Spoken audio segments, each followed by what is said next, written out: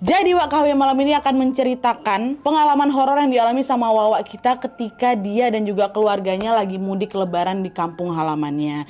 Dan dari berlibur lebaran inilah Wak, dia dan keluarganya tiba-tiba mengalami rangkaian kejadian aneh sampai akhirnya mereka mengetahui sebuah rahasia besar terkait masa lalu sang Bude. Ya, gimana kisah selengkapnya? Jadi tanpa berlama-lama kita langsung masuk aja ke apanya ya. Check it out.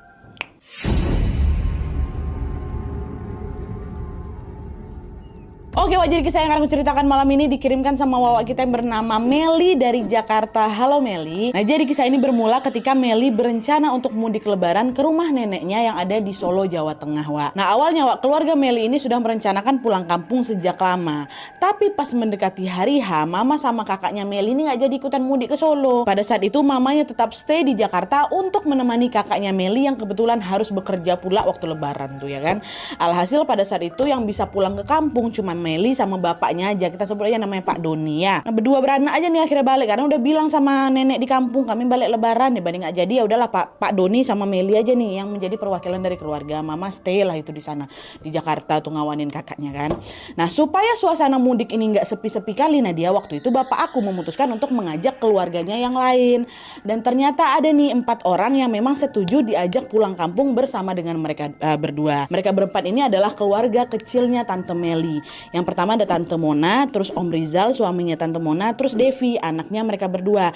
Terus ada satu lagi nih. Nah, dia ini adalah budenya Meli, kakaknya papa. Nah, dia namanya Bude Susi.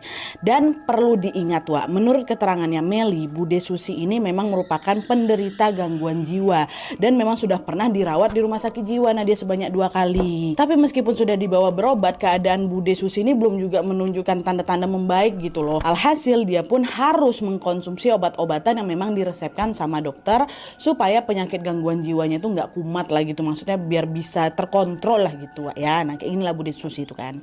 Nah, akhirnya ikutlah nih mudik. Nah, di sepanjang perjalanan Meli sama keluarga itu sebenarnya juga sempat merasa khawatir Wak, kalau Bude Susi ini kumat secara tiba-tiba. Kata si Meli nih Wak ya, kalau pas lagi kumat-kumatnya nah dia Bude Susi ini biasanya bakal ngamuk-ngamuk, teriak-teriak histeris gitu sampai bisa mengganggu orang sekitar lah. Kami juga panik kalau misalnya dalam perjalanan ini kayak gimana, cuman mau ditinggal juga nggak tega kayak gitu kan. Dia juga mau ketemu sama mamanya di Solo. Dan akhirnya kami bismillah aja minta perlindungan Allah, kasih obat, dan alhamdulillahnya kekhawatiran itu juga tidak terjadi Wak, karena di sepanjang perjalanan Bude Susi tampak tenang dan bisa mengontrol dirinya sendiri. Aman lah pokoknya. Dan dari sini Pak Doni pun bisa mengendarai mobilnya dengan sangat lancar sampai akhirnya mereka sampai dari Jakarta ke kota tujuan mereka yaitu di Solo, Jawa Tengah dengan tenang.